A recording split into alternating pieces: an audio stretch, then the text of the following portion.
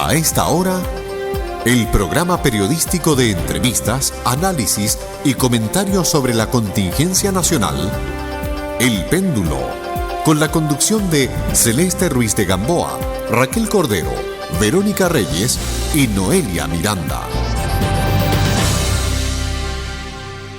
Con entusiasmo y energía los saludamos y les damos la bienvenida a nuestro programa El Péndulo, que transmite toda la semana Radio Madero y El Desierto de Atacama Televisión. Somos las periodistas Raquel Cordero, Noelia Miranda y yo, Celeste Ruiz de Gamboa. Las jubilaciones nos quitan el sueño. Mientras año tras año nos levantamos de madrugada para ir a trabajar, como las urracas sentimos que estamos haciendo un gran acopio para la vejez. Cuando ya no podemos seguir el ritmo, nos jubilamos y descubrimos que lo que recibimos como pensión no es lo que esperábamos. El gobierno en estos días, poquito antes de extinguirse, envió un proyecto de ley que no deja contento a nadie. Aldo Casinelli, cientista político, director ejecutivo del Instituto Libertad, accedió a analizar con nosotros esta propuesta. Muy bienvenido y esperamos que usted nos cuente cuál es la visión del Instituto Libertad y suya. Muchas gracias por la invitación, un gusto estar aquí con ustedes. Y trataremos de explicar esto. Mira el listado de preguntas que tiene la Raquel. Sí, veo. Bueno, yo creo que todas esas preguntas, y creo que hay muchas se las más. Hace todo. La gente exactamente. Sí. La gente en su casa se está haciendo esta y muchas más preguntas respecto del proyecto. ¿Qué podemos esperar de este proyecto? Mire, yo creo que, y usted lo decía, al extinguirse el gobierno, yo creo que es complejo la situación donde estamos tramitando 3 proyectos de ley que afectan el sistema de pensiones en términos generales. Que afectan a todo el mundo de los chilenos, porque a todos nos golpea. Y ojo, no solamente el sistema de pensiones, porque todas las modificaciones que se están tratando de tramitar en esto con suma urgencia, o sea, 2 semanas de tramitación, implica modificar el sistema de pensiones, o sea, todo lo que tiene que ver con AFP, sistema tributario. Hay reformas constitucionales de por medio, eventualmente, y por lo tanto no estamos hablando de un sistema fácil de tramitar en términos legislativos. Además, cruzado, en un par de días vamos a tener prácticamente desatada la carrera parlamentaria y presidencial. Sí. Entonces, mañana, el 21. Exactamente, entonces yo creo que sumamente complicado, pensando en que esta es una política de Estado que afecta significativamente el futuro y el destino de las personas por décadas. O sea, no estamos hablando de un cambio que es menor dentro de la vida de cualquier chileno. Tal vez no tendría que haberse hecho al final de un proceso.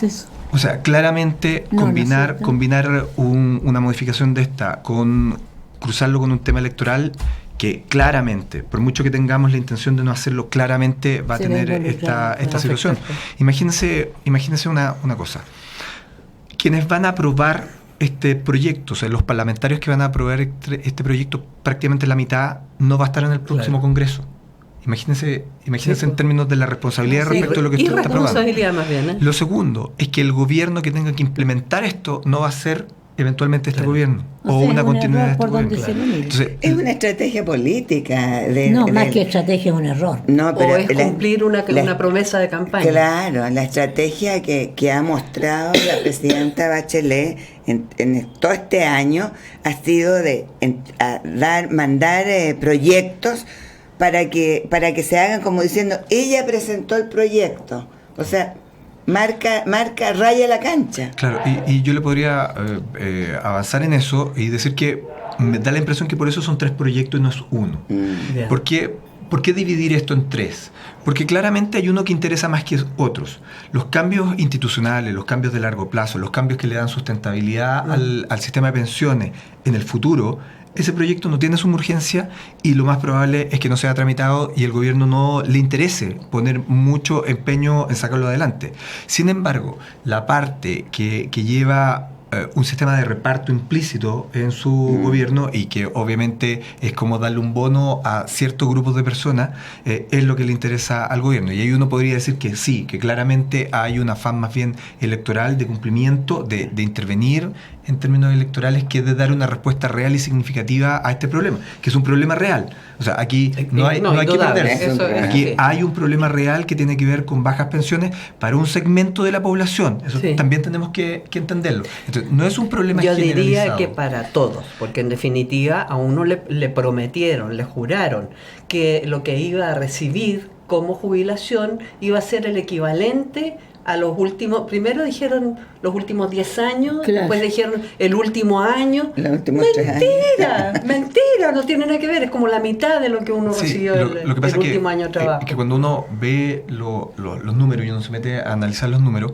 las tasas de reemplazo, que es lo que usted estaba diciendo, son significativas en los segmentos más bajos y en los segmentos más altos. Sí. ¿Dónde está el gran problema? En los segmentos medios de la población, que es prácticamente el 80%, que es prácticamente el 80% de la población. Ahí es donde está el gran problema. Y precisamente que donde está el gran problema es donde estos proyectos no necesariamente atacan definitivamente eso. No se meten con eso. ¿Por qué? Porque lo que estamos haciendo es que yo le estoy pasando plata a usted le está pasando plata a ella le está pasando, pero es la plata de nosotros la que está dando vueltas. Entonces ese es el gran problema. Lo que a mí me paró los pelos rojos, porque todos los pelos rojos.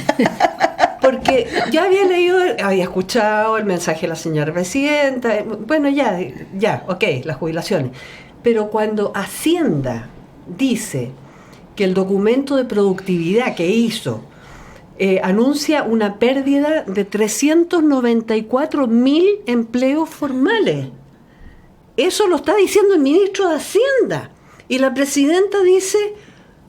yo no tenía idea de esto. Y después sale, yo me imagino el ministro de Hacienda en este minuto está renunciado. Es que lo ha pasado porque el ministro de Hacienda dice, no tuvo físicamente el informe, pero al mismo tiempo la presidenta tenía conocimiento y fue informada por la ministra Kraus y por mí. O sea, no es que me contaron, sino que yo lo hice, de los efectos potenciales de hacer esto demasiado rápido.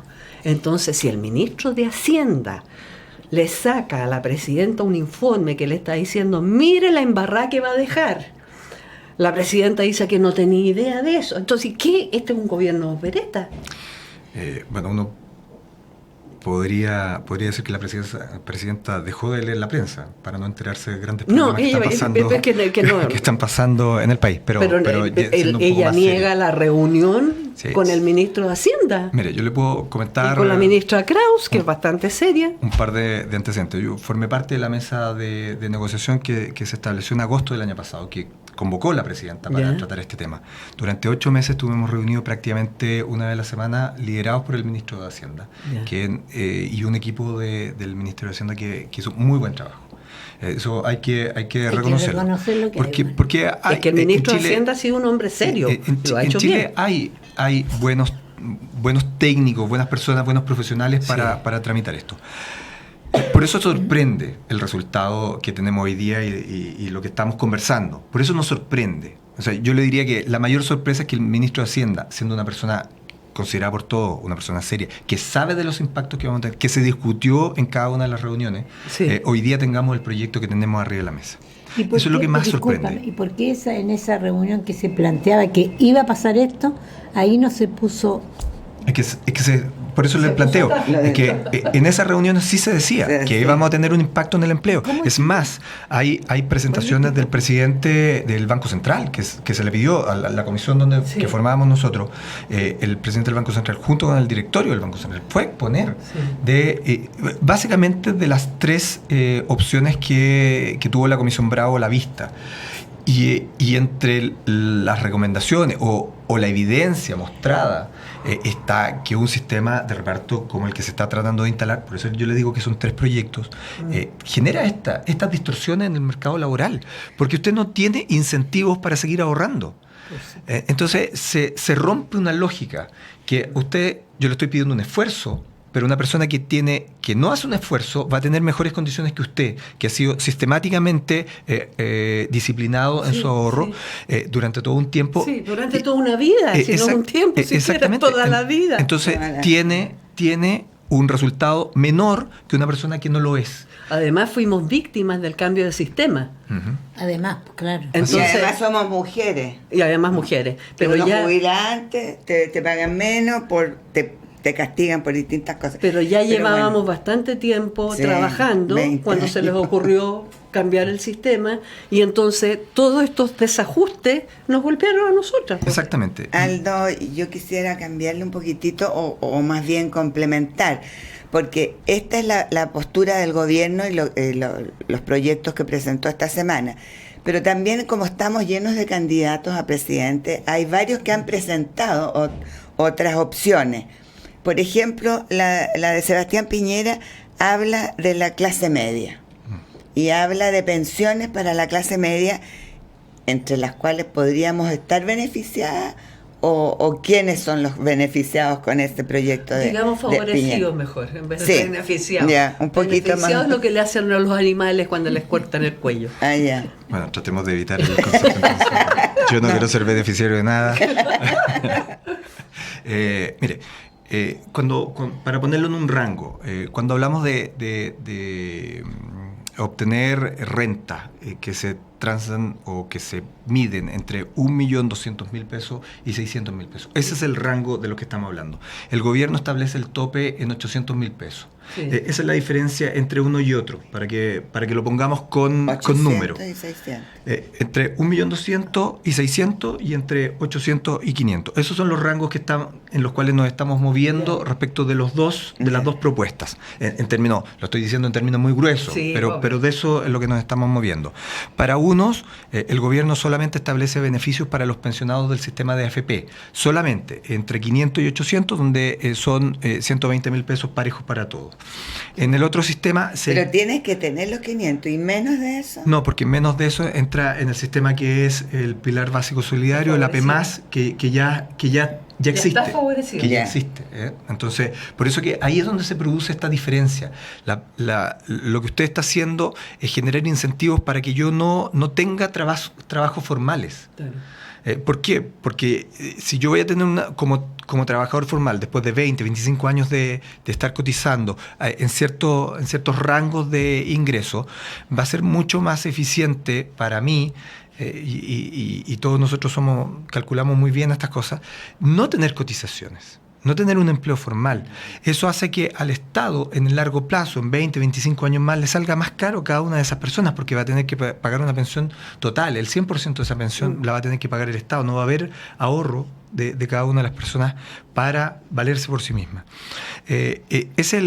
Por eso esta diferencia. Y por el otro lado, ¿cuánto del Estado ingresa en beneficio del aporte a las pensiones? Hoy día el Estado prácticamente no hace ningún esfuerzo para mejorar el sistema. Raquel, yo estoy tan abrumada de lo que estamos hablando. Por ejemplo, antes de venir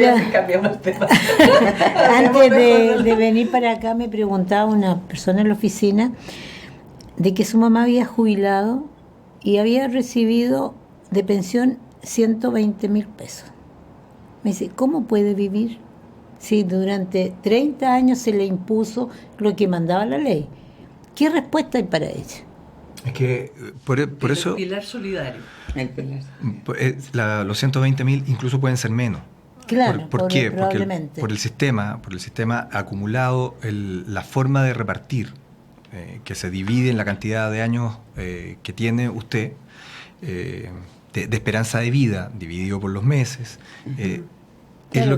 es lo que le toca. Ahora, ¿qué es lo que tenemos que hacer nosotros? Y por eso que yo digo que aquí este no es un problema fácil, no es un problema que usted lo puede empezar a resolver hoy día, pero los efectos reales no los puede ver mañana. Y ahí es donde tenemos que ser conscientes. Usted no puede decir que esperar toda una vida para saber cómo fue esto. No puede ser. O sea, alguien que le diga que voy a solucionar el problema mañana y que la persona que tiene 120.000 mañana va a pasar a ganar 500.000, quiere decir que en alguna parte o lo está engañando o se está pasando por alto alguna situación compleja. Y el que gana 500.000, que no se haga ni un cachirulo tampoco, ¿no es cierto? Por ganar 1 millón. Claro. O sea, ¿se pueden hacer mejoras? Sí, y ahí hay que ser muy concreto. ¿Y de qué manera se pueden hacer mejores? Es que ahí es donde uno puede hacer empeño. Uno, lo que propone el gobierno, es decir, nos va a sacar a todos los que cotizamos, que somos un rango pequeñito, de nuevo la clase media, esos que ganan entre 500 y 1,5 millones, y le vamos a pagar y le vamos a pasar a otra clase media, que es la que cotizó, pero que hoy día, porque están en la AFP, solamente los que están en AFP, que cotizó en ese periodo, pero que además tiene rentas entre 500 y 800 mil pesos. Entonces, todos nosotros que seguimos cotizando, le vamos a pasar plata a ellos. Plata que no vamos a tener nosotros. O sea, nosotros reasignamos de nuestro presupuesto, o sea, la persona que nos está escuchando en su casa en este minuto va a tener que pagarle parte de sus ingresos a un pensionado de AFP. Solo de AFP hoy día. Nada más. Pero una secretaria ejecutiva gana 800 mil pesos, ¿no es cierto? 900 mil pesos. Y también 1.500.000. Pero ella, una vez que se jubile, va a recibir una pensión, de todas maneras, no sé, pues de 600, con suerte. Mucho menos. Con suerte. Es que, claro, ¿por qué? Porque las tasas de ahorro hoy día del 10% nos dan y la rentabilidad que cada día va bajando más. Teníamos rentabilidad del 12, después del 6, hoy día las rentabilidades son de 4%. Sí. Entonces, el sistema estaba pensado con una rentabilidad promedio del 10%. Sí. Eso ya no existe. Ya no existe. Segundo, y esto es un dato no menor, que no está dentro de los cambios que hace el sistema y que se recomendó y que es una recomendación a nivel mundial. Estamos viviendo más. Entonces, no podemos pretender que con lo que hemos juntado podamos pagar todo este periodo de extensión de vida. Esto es una buena noticia. Es decir, yo creo que la gente que lo ve como un problema, creo que se equivoca. Ahora, lo que tenemos que ver es que esta buena noticia que estamos viviendo más, cómo la solventamos con mayores ahorros en nuestra vida activa. Y segundo, a lo mejor lo que tenemos que hacer también es extender nuestra vida laboral, que a nadie le interesa, porque eso tiene un costo político, y a nadie le interesa. Una mujer de 63 años ya no la contratan en ninguna parte. Pues. Es que ahí es donde... ¿Cómo vas a hacer tú para extender la vida laboral? Es que por eso que son cambios que tenemos que tener, son cambios culturales. O sea, los propios empresarios también tienen que contratar gente mayor. No, pero también tienes que abrirle espacio a la cantidad de muchachitos que por primera vez en la historia de las familias están yendo a la universidad. Sí, pero ya no son tantos los muchachitos. Sí, ojo con eso, porque tenemos un cambio demográfico. Claro. Nosotros cada día tenemos unas pirámides invertidas. Claro. De acuerdo, los que no están naciendo, pero los que están en estos momentos ingresando a la universidad es una cantidad importante. Pero eso cada vez son menores. Cada vez son menos.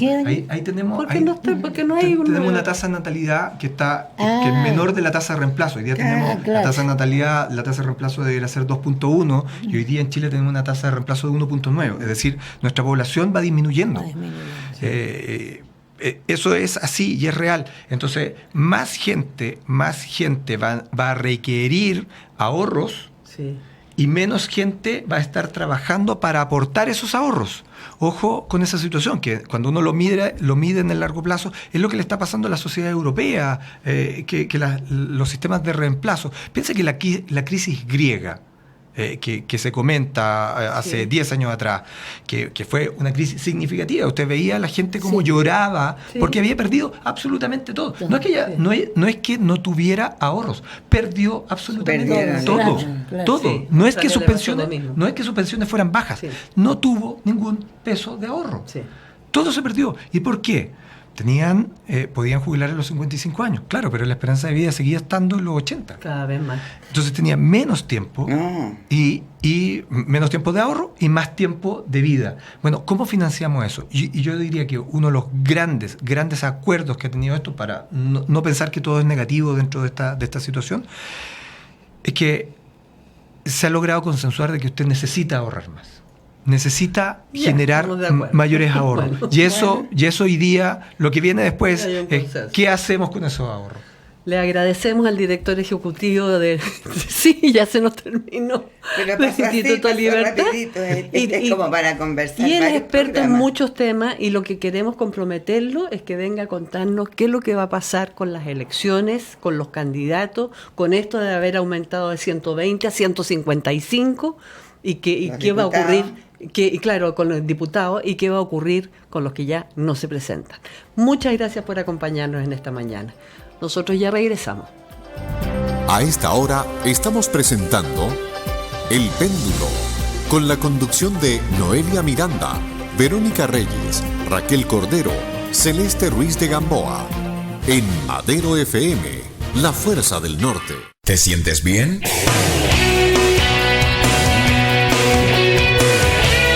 Escuchas Madero FM.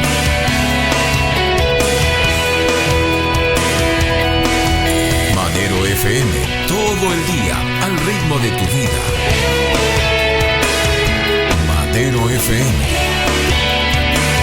aquí donde tú estás.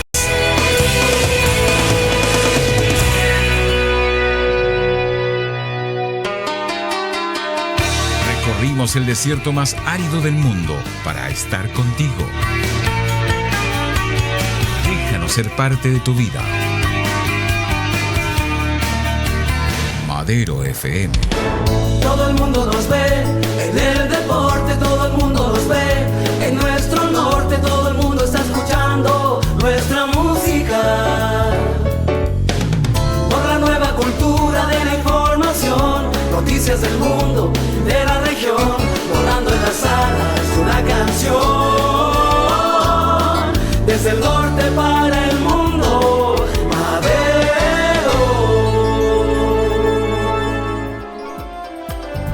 A esta hora estamos presentando El Péndulo, con la conducción de Noelia Miranda, Verónica Reyes, Raquel Cordero, Celeste Ruiz de Gamboa.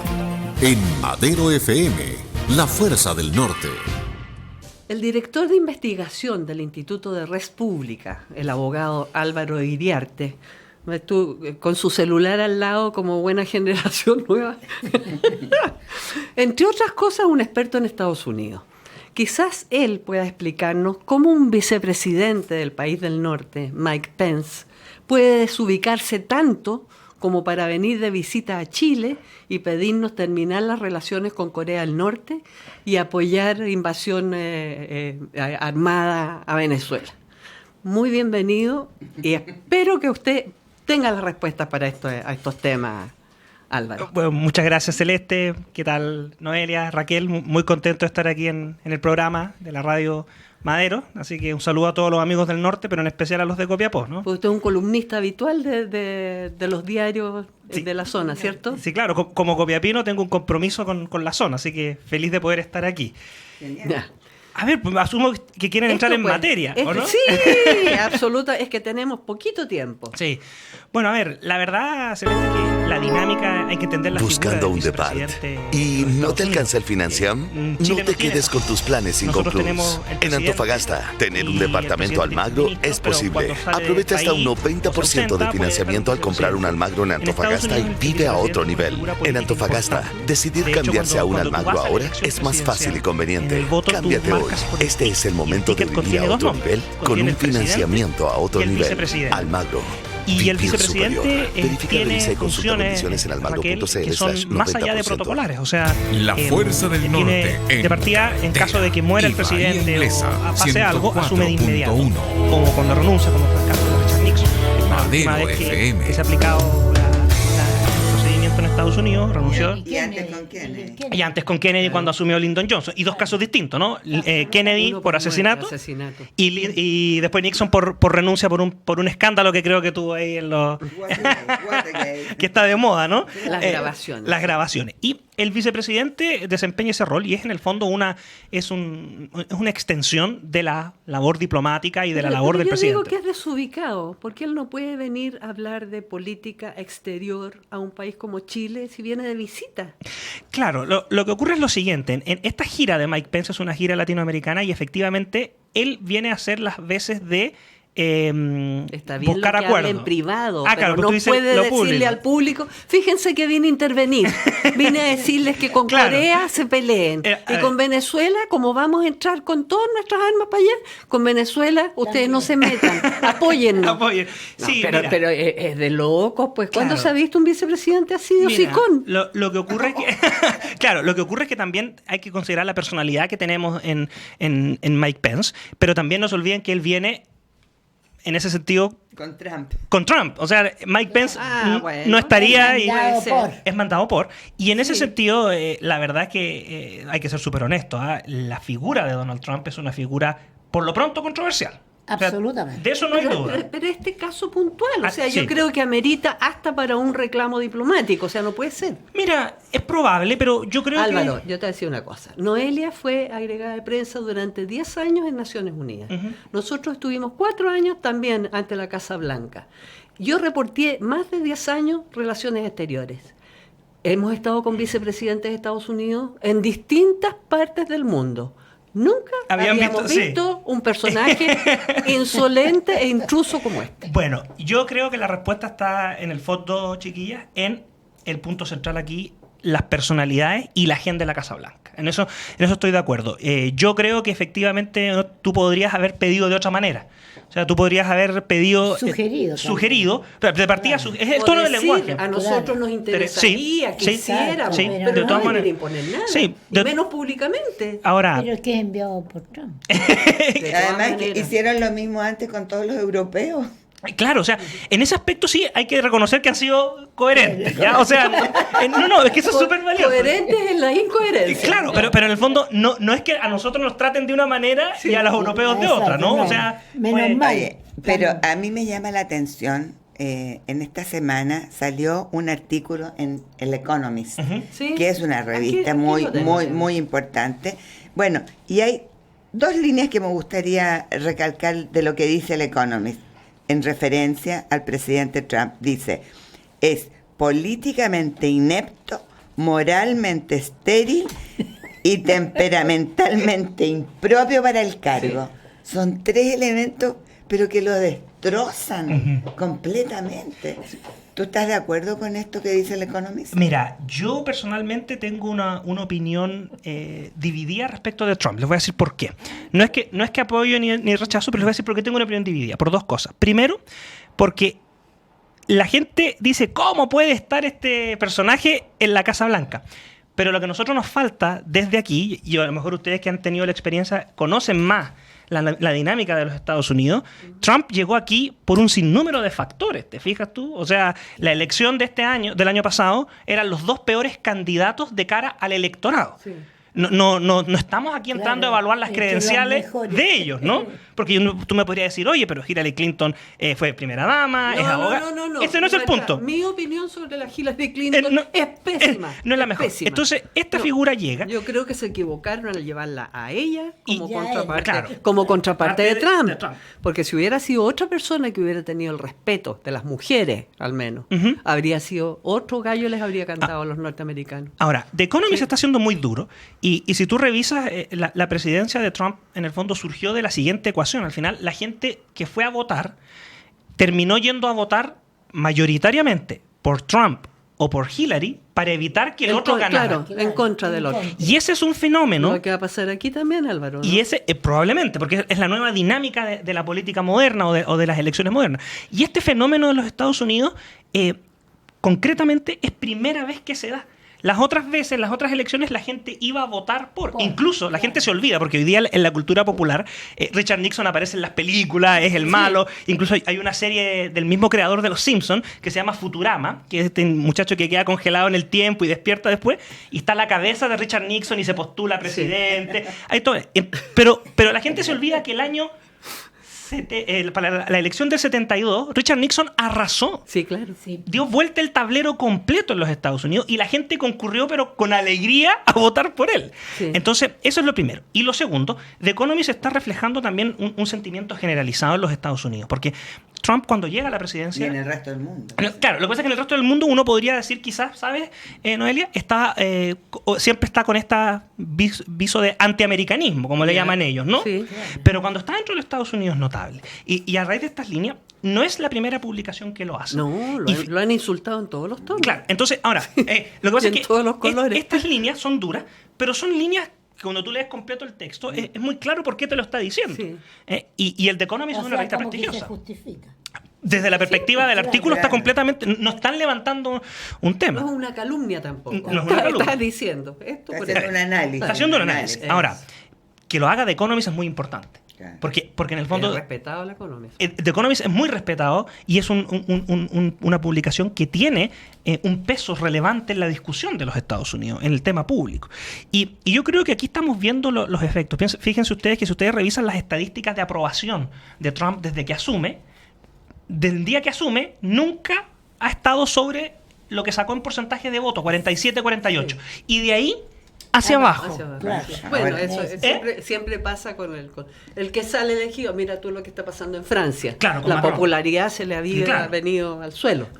Ocurre. ¿Dónde está la gracia? Perú, con Pepe Argentina. en Argentina. Pero ¿dónde, otra cosa es con guitarra, parece. pareciera. ¿cierto? ¿Y dónde está la cosa interesante de Trump? Que muchos de los presidentes norteamericanos anteriores, Obama, George Bush, cada uno en su momento, después de la elección o reelección, quedaba con índices de aprobación superiores al 50%. Claro. Ya. Después podían terminar en el piso como George Bush hijo en el segundo, Sí, pues. en el segundo mandato, porque en el primero recordemos que tuvo... Estuvo bien.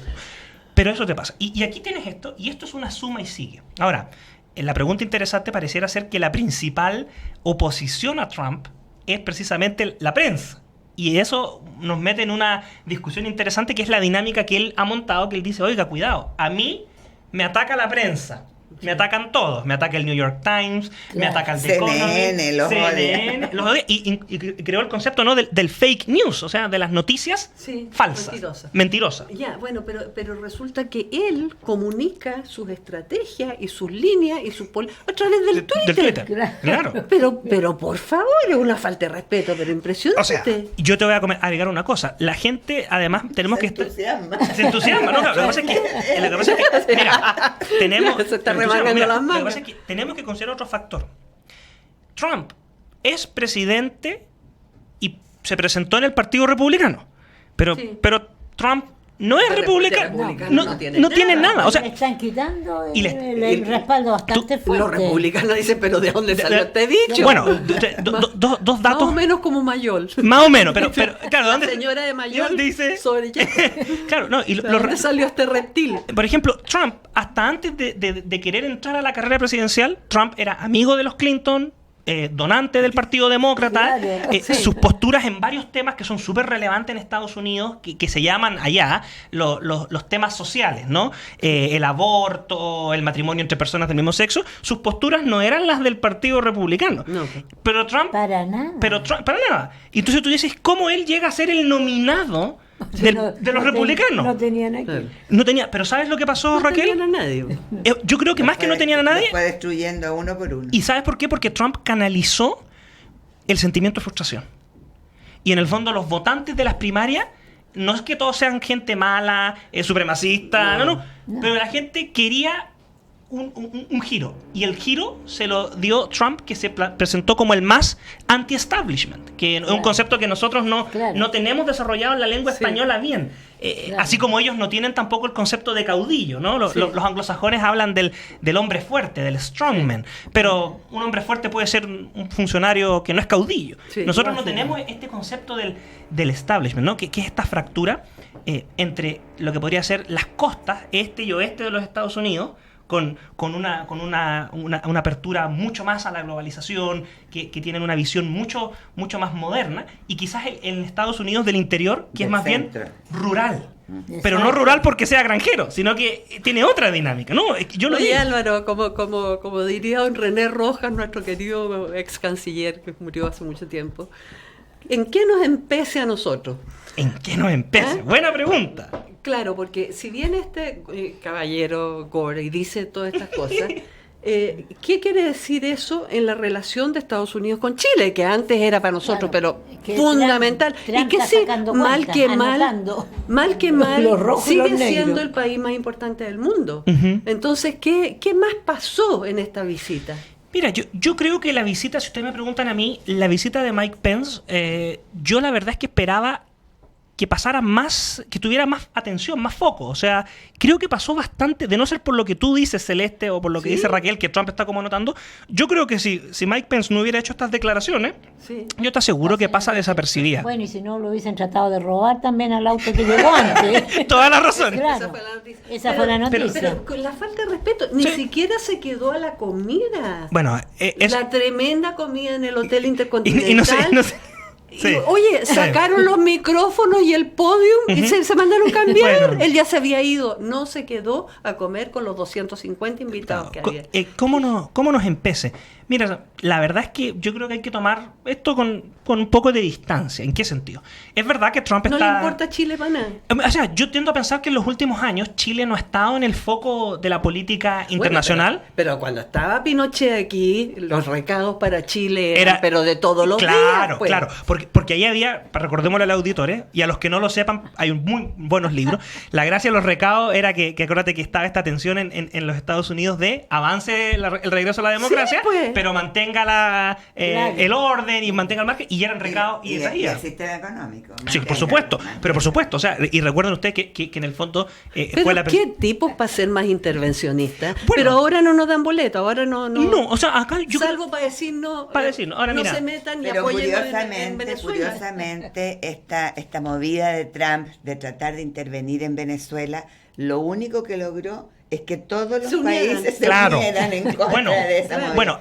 Porque aquí, por mucho que a uno no le guste este Maduro de izquierda con todas sus políticas, obviamente nadie quiere una intervención de Estados Unidos. Es que ese es el punto, por Noel. Es el punto. O sea, tú podrías ver acá que en el fondo, si quería conseguir un objetivo de aislar a Maduro, pareciera ser que por ahora consiguió todo lo contrario. Entonces, a Latinoamérica. Entonces, ¿cómo nos empecé? Yo creo honestamente que nadie de nosotros acá, por lo menos en esta mesa, podría querer que venga una intervención en ninguno de nuestros países, así de buenas a primeras.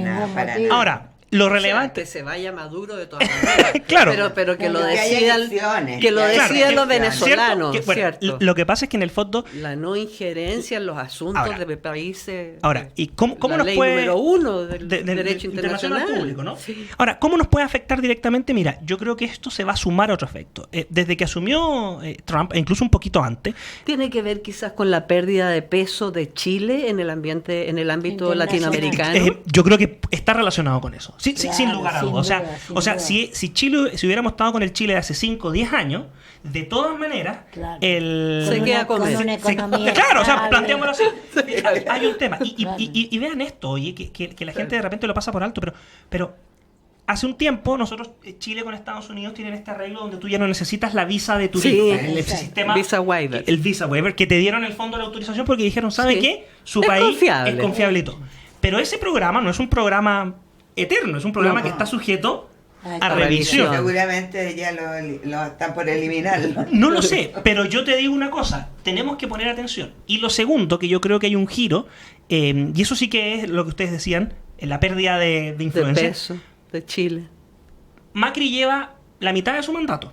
Sí, menos tal vez. Y menos quizás, ¿no? Sí, y resulta que Estados Unidos podríamos decir, está haciendo todo el giro de sus fichas y de sus alianzas hacia Argentina y también hacia Perú, por otra razón. Entonces, se nota. O sea, hace 5 años era todo lo contrario. Era Chile. Pero es la cuestión económica, yo creo.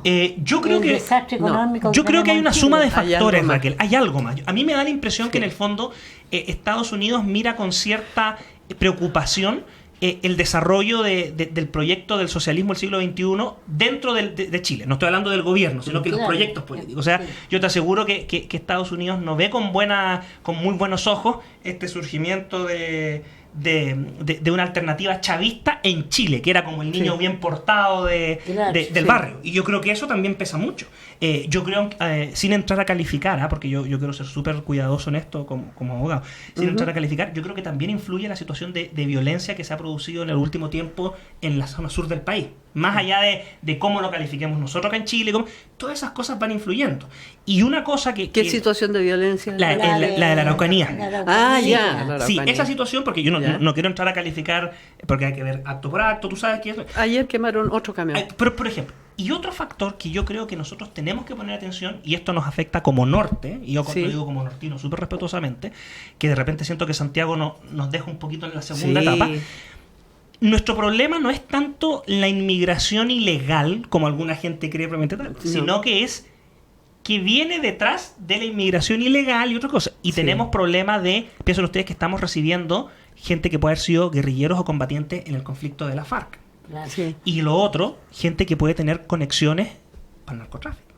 Bueno, o sea, eso es así, pues. Bueno, pero sin que decir que todos sean así, pero ahí tienes un tema. Y no se olviden que Estados Unidos desde el año 80 en adelante, a pesar de todo, ha mantenido esta política de la guerra contra las drogas. Exacto, claro. Pero también hay otro elemento que habría que considerar, y que es que el 19 de noviembre tenemos elecciones y hay un cambio de gobierno. Y eso puede cambiar las cosas. Sí, efectivamente. Lo curioso que hayan elegido el vicepresidente de Estados Unidos en estos momentos venir a Chile, pues. Claro, entiendo. Está en una gira, pues, es que no es el único país al que vino. Problema puntual se lo podría haber saltado. El Papa va a venir a Chile y no va a ir a Argentina. Claro. ¿Por qué se lo está saltando? No me digas que porque es una gira. Se lo está saltando porque quiere saltárselo. No, el Papa se saltó a Argentina deliberadamente. Con entusiasmo. Ahí con entusiasmo. Parece que tienen un pequeño problema. Fíjate que eso también. No, mira, ¿por qué vino? Mira, recordemos, hagamos historia. A mí me fascina, soy historiador aficionado. Pero que es interesante para poder entender los contextos. Que los vicepresidentes hagan gira, como bien decía Celeste al comienzo, es bastante común de la lógica de Estados Unidos.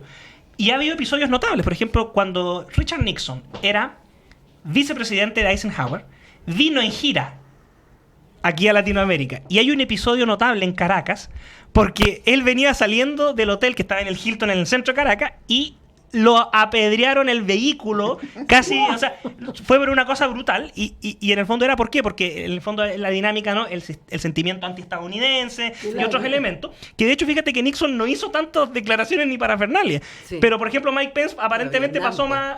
En Vietnam, estaban con otros temas. Entonces, ¿y qué pasó con el tema de Eisenhower? Que en el fondo Nixon después llegó como héroe a los Estados Unidos, sobreviví al ataque que me hicieron. Entonces igual que Maduro, que quedó como héroe. Entonces, sobreviviente al ataque de Estados Unidos. Yo creo que la gira tiene que haber sido diseñada, si tú me preguntas a mí, no como una gira para fortalecer lazos en general con Latinoamérica, sino que yo creo que es la primera para imponer approach. Ni siquiera, es el primer approach, Noelia, ni siquiera. Yo creo que esto es el primer aterrizaje de la administración Trump en los Estados Unidos.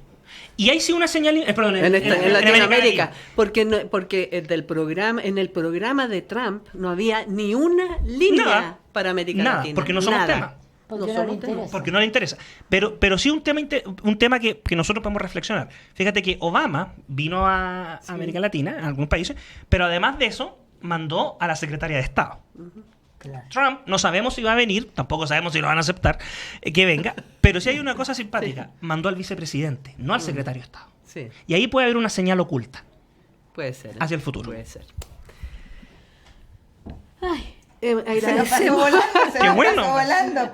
Agradecemos a Álvaro Iriarte, el director de investigación del Instituto de Red Pública, que nos ha acompañado esta mañana y nos ha hecho un interesantísimo análisis de lo que ocurre con Estados Unidos y qué es lo que podemos esperar.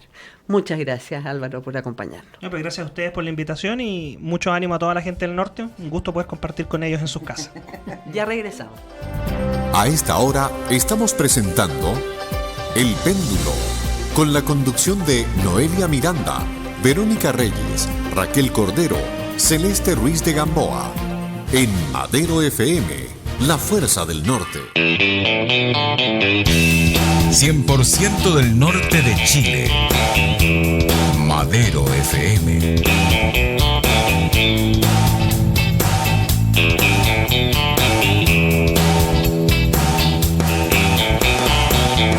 Todo el norte y una sola radio. Madero FM.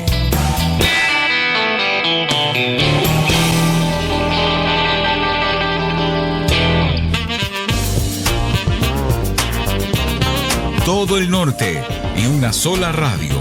Madero FM.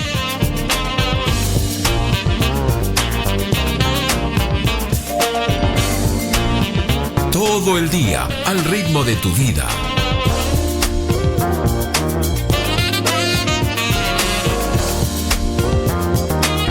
Escuchas Madero FM.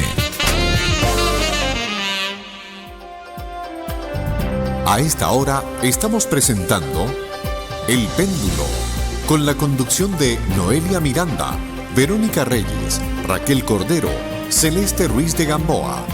En Madero FM, la fuerza del norte.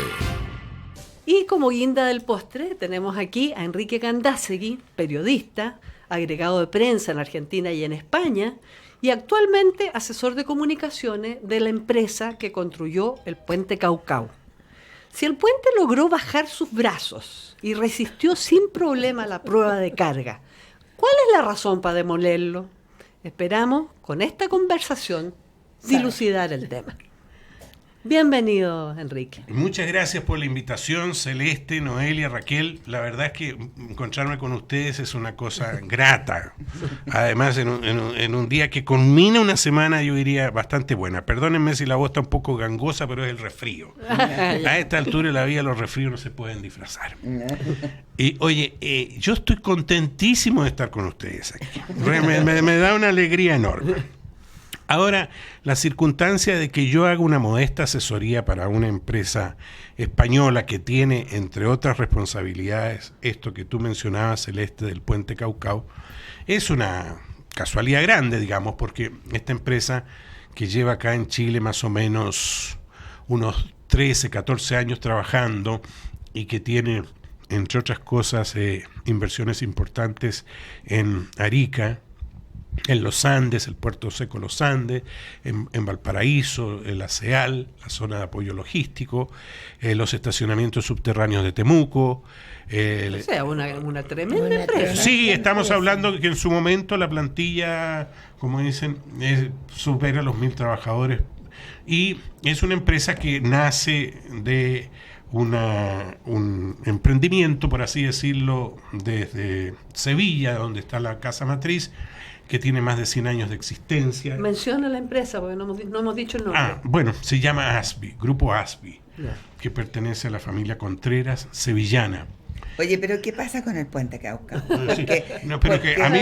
mí me gusta entrar de a poco. Es un torero. Tenemos poco tiempo, Enrique, así claro, que a lo que vinimos. Es que es muy importante que yo les diga eso. ¿Por qué les voy a decir que es importante? Porque no es un aparecido en el escenario nacional. Y tampoco, ¿cierto? No es un aparecido, es una empresa que cree en las posibilidades que brinda Chile a la inversión extranjera, cree... ¿Y ellos siempre han estado con Caucao? Siempre, porque ellos ganaron la licitación. O sea, desde el principio, desde que lo hicieron al revés. Ellos son los responsables. Claro, sí. Lo que pasa es que... Entonces, eso tiene que contarnos Enrique ahora. ¿Qué es lo que es el Caucao? Como gran parte de esto ustedes lo saben. El Caucao es un río, uno de los ríos, algunos dicen un brazo porque es un río corto, sí, de los que conforma, digamos, la cantidad de ríos, de 9 u 8 ríos que conforman la salida hacia el corral, digamos, de los puentes de los ríos valdivianos. Calle, Torobayo, Collico, Caucao, etcétera, un montón de puentes. Y el puente Caucao es un brazo que está, como quien dice, hacia la parte norte, que permite unir la isla Teja con las Ánimas, el puente Caucao. Claro. Y entonces, ahí muchos años, la municipalidad primero de Valdivia y algunos dirigentes políticos, entre otros el finado Gabriel Valdés, fueron muy promotores de la idea de hacer un puente basculante, un puente que permitiera distinguir a familias, que aparte de entregarle conectividad, fuera también un puente que fuese un atractivo turístico, que paradojalmente entre paréntesis ha llamado la atención de todos. Claro. Parte del objetivo, la gente está triste, porque bajo los brazos. En parte del objetivo se ha logrado. Entonces, esto se diseñó. Yo no soy experto en este tipo de cosas, de obras públicas, pero forma parte de lo que se llaman empresas que se contratan por sistema de diseño hecho. Y se va pagando de acuerdo a los trabajos, a los estados de trabajos que se van presentando. Entonces el puente gana la licitación el 2011 y comienza con la colocación de primera piedra y todo esto durante el gobierno de Piñera, de un diseño que había comenzado a hacerse el 2007, durante el primer gobierno de la presidenta Bachelet. Han pasado 10 años. Han pasado justamente 10 años. Y el puente se incluye, además del puente, los acercamientos al puente, caminos de acceso y varias otras obras, entre otras. Ciclovías. Exactamente. ASBI licitó en paralelo el acceso norte, que son entre la salida norte de Valdivia y Pelchuquín, que son 28 kilómetros, eso también lo licitó, eso está entregado, está en pleno funcionamiento, y un camino colateral que se llama Cabo Blanco, que es de casi 6 kilómetros, que también está entregado al uso de la gente. O sea, parte ha cumplido. Exactamente, esas dos obras están en pleno funcionamiento. Pero el puente, comienza a hacerse el puente y la empresa representa en su momento lo que considera algunos errores del diseño. Ahora, ¿ellos subcontratan ese diseño? ¿O no. Como dices, la obra hecha? Se licitó el diseño. O sea, ¿sí? Cuando a ti te encargaron la obra, te entregaron un diseño. Usted haga esta obra. Y te pasan un alto así de 400 planos, algunos firmados, otros no firmados, unos al revés, que confundían el norte con el sur, en fin, que tienen efectos después en todo esto. ¿Y de dónde sacaron esos planos ellos? Pues todo eso lo entrega el Ministerio de Obras Públicas. A la empresa. Ahí viene, entonces, claro, claro, porque uno no se explica en estos momentos de la vida, del mundo, del siglo XXI, el que construyan un puente que no se comunica. Claro. Bueno, es que es un problema, porque es un puente, primero, por lo que he escuchado, y no sé si esto está súper confirmado, que sería el primero en Sudamérica de estas características. Por lo menos el primero en Chile. En Estados Unidos hay muchos. En Estados Unidos hay montones, claro. pues. De hecho, y en China, y en Japón, y en todas partes. Esta empresa que se llama ASBI, Europa. AZB corta ahí, ha hecho puentes puentes de ferrocarriles, de esclusas, para pasos en la esclusa de Sevilla, para el paso de barcos, ha hecho puentes levadizos y ha hecho puentes en otras ciudades europeas también. O sea, siempre la empresa que tú representas presenta el diseño. El diseño de obras públicas de Chile. Pero que ¿dónde entra la incompatibilidad con el ministerio? El diseño lo licita el MOP. Claro. Y a una empresa de diseño que se llama SICSA, y que es la que hace, la que a su vez contrata a algunos especialistas, y ahí hay algunos problemas. Todo esto hoy día es producto de una investigación penal a cargo del fiscal de la Fiscalía Centro Norte, don José Morales, que a lo mejor gracias a él los valdivianos van a poder tener puente rápido, porque ha sido un hombre con bastante valentía que ha logrado oponerse fuertemente a los intentos de querer demoler los tableros para poder hacer los peritajes que él le corresponde dentro de su investigación penal. Bueno, pero es que una cosa es la investigación penal y otra cosa es que los valdivianos siguen sin poder usar el puente cuando se demostró, haciendo la prueba de carga, que no se iba a caer el puente. Claro. Que estaba funcionando. Que no podía levantarse y bajarse. Ustedes comprenderán que el puente se van cumpliendo las distintas etapas. Cada etapa es autorizada por un personaje muy importante que se llama el inspector fiscal. Claro. Que en este caso era don Walter Wilson, un hombre brillante como ingeniero del Ministerio de Obras Públicas, con casi 25 años de trabajo, sobre el cual el ministerio y el ministro en particular ha dejado caer toda la furia injusta.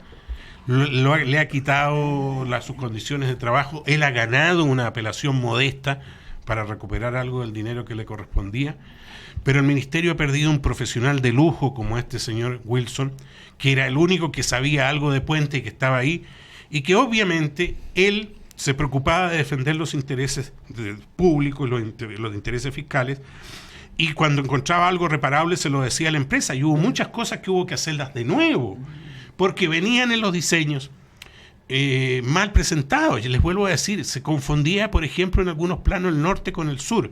El puente tiene... Bueno, se confundió de frentón, porque una vez que bajaron se dieron cuenta que las pistas para circular la ciclovía estaba para el otro lado. Ahí se dieron cuenta que la cuestión la habían puesto al revés. Se ha dicho bastante sobre eso. Es un tema técnico, pero se los digo en 2 minutos. El puente efectivamente adolece de lo que se llama un montaje en riberas contrarias. Sí. Es decir, el puente quiere decir que... ¿Qué objetón se equivocó y los puso así? Exactamente. En vez de ponerlos así, los puso así. Exactamente. Bueno, eso para simplificar. Pero en definitiva, todo lo que se hizo fue con autorización fiscal y hubo que hacer en determinado momento lo que se llamó un recrecido, autorizado también por la Inspectoría Fiscal, para mantener los desniveles adecuados que permitan que las aguas fluyan y no se vaya a empozar el agua en la mitad del puente. El puente, para que ustedes sepan, cubre un espacio de 90 metros, pero la parte móvil del puente, el tablero, los tableros móviles, son cada uno más o menos del orden de los 26, 27 metros. El resto es fijo. Entonces, se levanta con un sistema de levante que es el que salió más malo de todos. Y el día 24 de febrero del 2015, de los 4 cilindros que hacen subir el puente para arriba y para abajo, uno se descabeza. Porque se produce una fuerza contrapuesta y el acero, que es lábil, se descabezó. Y al descabezarse, el tablero, que en este caso el tablero norte, quedó hacia abajo, y el otro quedó en la posición de los 34 grados, que es la posición en que tiene que estar para el equilibrio justo. Entonces, el ministro las emprendió contra la empresa, la obligó, y la empresa obviamente tenía que asumir esa responsabilidad, a que los tableros quedaran permanentemente así, porque en las proximidades del Caucao, hacia abajo, está un astillero naval muy importante para Valdivia que se llama ASENAF, donde trabaja mucha gente, y este astillero ha ido consiguiendo contratos a empresas que le permiten, hacer grandes presupuestos y eso. Pero para pasar por el Caucao, los puentes... Tienen que llegar, pues claro, los marinos están haciendo muchas embarcaciones. Los puentes tienen que estar levantados. Y eso se logró con el pago que tuvo que hacer la empresa como corresponde, de una situación bastante compleja, porque hubo que hacerlo muy rápido. En abril del 2015 ya estuvieron levantados y hubo que traer materiales desde Barcelona y Enrique, pero nos estarías dando la razón entonces por la cual no puede dejarse el puente instalado, es decir, con los brazos abajo y que lo usen los valdivianos nomás. Se puede porque ha quedado demostrado, y yo supongo que por eso ustedes se interesaron sobre el tema, que la semana pasada se completó lo que se conoció el proceso como la prueba de carga. La prueba de carga, que es una prueba que se hace normalmente en todos los puentes europeos, acá también se hace. De hecho, en uno de los documentos del MOP pedido a alguna de las empresas asesoras, solicita explícitamente que se haga la prueba de carga. Consiste en ponerle distintos pesos con camiones de hasta... Y eso resultó bien. Resultó bien. Y además el sistema de pestillo, que se llama, que es un pestillo de varias toneladas, encajó. Ya por lo menos hay un avance. O sea... Pero que lo van a demoler ahora. ¿Por qué no quieren? Hay un ingeniero que dice que no. Bueno, pero vamos a ver que... Nosotros también decimos que no, pero no pasa nada. Vuelvo a decir, si el aporte del fiscal Morales ha sido investigar si ha habido fraude al fisco y ya ha habido prevaricación y otras cosas por las cuales está investigando, el mérito principal es que logró imponer que se hiciera esta prueba de carga y demostrarle no solamente a todo el mundo, los valdivianos que lo vieron, sino que al MOP, que está errado en su juicio, porque el puente puede funcionar perfectamente. Lo que hay que solucionar es el sistema de levante. Eso es lo que iba a decir, o sea, pero no puede levantar los brazos. Lo que pasa es que demoler los tableros, demoler los que fueron montados pieza por pieza, tableros que se hicieron en maestranzas de Barcelona, y se trajeron piezas por pieza y se fueron montando. Cada tablero pesa 740 toneladas, entonces es una cosa monstruosa, claro, que además tiene otro factor que puede afectar el medio ambiente del río. Y ese no es un tema menor, porque el río, este es un río que se embanca con alguna facilidad, la empresa ha tenido que trabajar en desbancarlo para que pueda pasar el tráfico fluvial sin ningún problema. Y además hay que tomar en cuenta el costo. Si estamos hablando de costos, pero Enrique, de costos siderales. Por lo que nos explicaste de ASENAF, para poder funcionar ASENAF, el astillero de la Armada, tienen que estar... No de la Armada particular. Pero tiene que estar con los brazos arriba, ¿vos? Claro, hay una estadística que señala que más o menos 38 embarcaciones pasan al año que necesiten que el puente. Sí. 38 embarcaciones puede ser mucho o poco, pero son 38 embarcaciones. Sí. Hay que dejar de considerarlo. Si el puente estuviese con su sistema de levante, eso no se demora más de 4 o 5 minutos. Sí.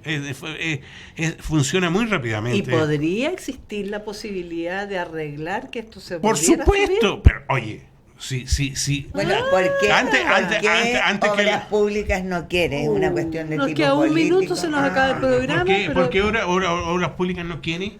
Es la pregunta que todos nos hacemos. Yo mira, yo no voy a decir eso, pero yo te digo, el fiscal y el Contralor General de la República tienen una tremenda responsabilidad de evitarle un ahorro de más de 30.000 millones al Estado chileno. 30.000 millones.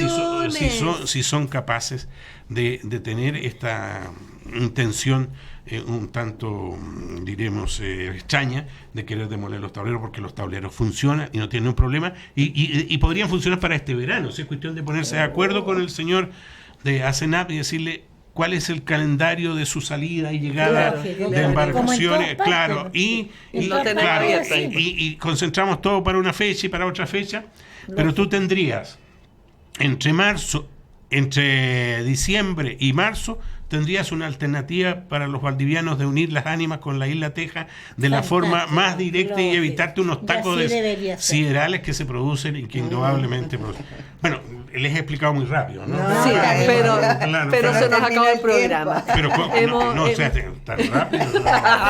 No, ustedes me están engañando. Le agradecemos a Enrique Gandásegui que nos ha explicado lo que ocurre con el Caucao. Pero y también voy a tener que venir de nuevo porque yo bueno, lo vamos a invitar de nuevo. Sí. También a Aldo Casinelli, cientista político, director ejecutivo del Instituto Libertad, y al director de investigación del Instituto de Res Pública, el abogado Álvaro Iriarte, que nos acompañaron en esta mañana. Muchas gracias. Gracias a ustedes.